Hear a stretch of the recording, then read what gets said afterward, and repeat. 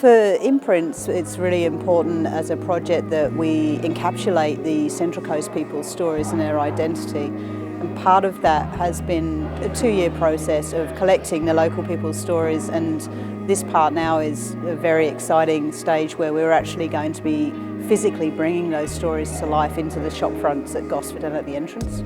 Initially I saw the first Imprints exhibition last year that was held at The Entrance, and it intrigued me the way that some of the artists sort of saw the coast and translated the stories into sculptural and installation types of forms.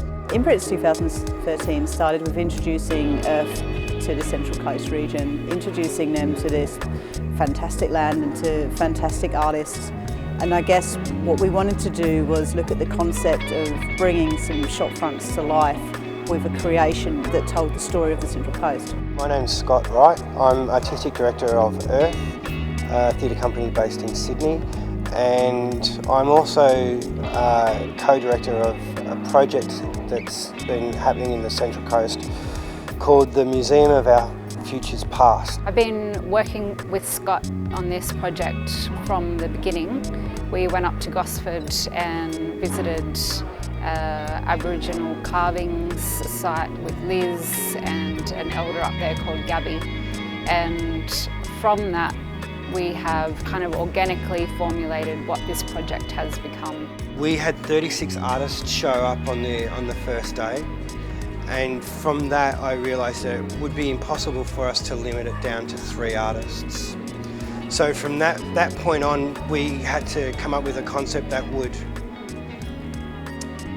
allow everybody to be involved, and that has resulted in creating the Museum of Our Futures Past. Each artist is responsible for submitting an artefact into the museum, and Erth's contribution, or my suggestion, was that collectively we would all build a dugong. Dugong puppet, which came from a carving at that site that day. And we have brought on 21 artists, and each artist is submitting an artefact to a museum, which is kind of a separate facet of this project. Erth are just so fantastic at bringing something to life in a very physical way, but also to the sensitive need of the Central Coast.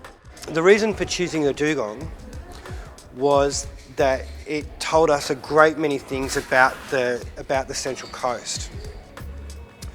It tells us that 10,000 years ago, that whole area was underwater. It tells us that the temperature was warmer because dugongs were living there. It tells us that there were people there because Aboriginal people have made carvings that are over 10,000 years old of dugongs in that area. What I wanted to do was to bring masterclasses to the Central Coast artists. Essentially, it was a project that we were invited to run some masterclasses for up to 3 Central Coast artists that would culminate in an exhibition. I look after a project in Gosford called Create Innovate. Through that project we access empty spaces and make them available for artistic ventures. I have a gallery in Gosford, which is the Summers McDonald Gallery, which will be hosting the Museum of the Past and Future. Getting a group of Central Coast artists to then come and visit our workshop, and over 3 weeks we taught them our techniques for building puppets. We teamed them up with a skeleton king and a skin queen. It's been interesting having other practitioners with varied levels of experience come in and actually share our home and get used to the process and become part of the family. It's been interesting because people have picked up things very quickly. I was actually very surprised at how quickly everyone became accustomed to their surrounds and the processes we adopt, and took initiatives and came up with ideas that I hadn't thought about. Aaron sort of led a team of people constructing the basic armatures and mechanisms of the dugong, and Kat took on the responsibility of leading a team to make skin, and actually today it's all culminating and coming together. When I saw Erth, I was like, oh, I have to be involved in that, so it's been really good. I've been working on building the head mechanisms with Andy, and now we've just been putting the skin on, and that's been great. So it's really coming to life now. I started working firstly on the eyeballs of the dugong, and working with all the materials here is just up my alley. I love to work with found objects, with recycled objects, and with chaos around, turning it into something beautiful. Since meeting the team on the project we're working on for building the dugong, I've met some lovely people, very talented people, who have shown me new materials that can be incorporated to build really, really amazing things. I've been working on the dugong itself, working on the insides, how to make the jaw open and close, how you can actually walk in it, how the flippers move up and down, getting to not only learn how to do that, but also be involved in actually making it happen. So on this project I've been sculpting fins and tails, and today I've been putting the skin onto the tail. Yeah, and working with this amazing medium which is PE foam, and yeah, you can chamfer it and mould it, and yeah, it's really fun. My involvement in the project has been sort of scattered. Last week I mainly focused on the flippers, trying to get the prototype for the movement and the mechanism within the dugong. Today I've been mainly focusing on the weeds that will hang and give surround. In doing little bits of everything, I've managed to see the whole process and had a little play in every area, which for me was a really good experience, and a bit more educational if I want to continue on later and have a play myself at home or wherever and do more projects. Well, initially I wasn't sure what my role would be. I came into this project as a storyteller, but I wasn't quite sure how that would work. So I got busy making stuff, which was heaps of fun, and a lot of it was really new to me.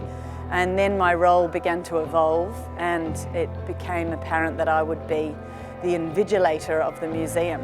And Owen and Juanita and I are going to be doing that together.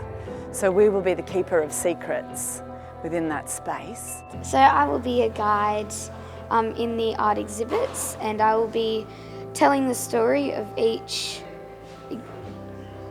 piece and showing what we have been doing and why it's so important to the Central Coast. These aren't just artefacts that people have just came up and made. They have a story to them, and just helping them realise what the story is. Working in this space is just absolutely incredible. It's working with such a team, the Erth team. It takes away a lot of the anxiety of working by yourself. You get great ideas and they suddenly bounce back. I think I'm really pleased with it because we've discovered a whole group of new artists, you know, young emerging and some fantastic established artists. I really wanted to be part of this project to re-inspire myself and reinvigorate myself to sort of relaunch my own arts practice. This has basically really strengthened my sureness of myself as a storyteller, in a really wonderful way. It's made me feel more confident that's who I am and that's what I enjoy doing. It was a really good opportunity to come into the workshop and sort of see that projects like this don't have to be that elaborate. You don't have to have expensive machines and stuff, that you can actually fabricate these things from stuff that you can get from your local hardware store in your garage at home. We've not only created this fantastic connection between Sydney and the Central Coast,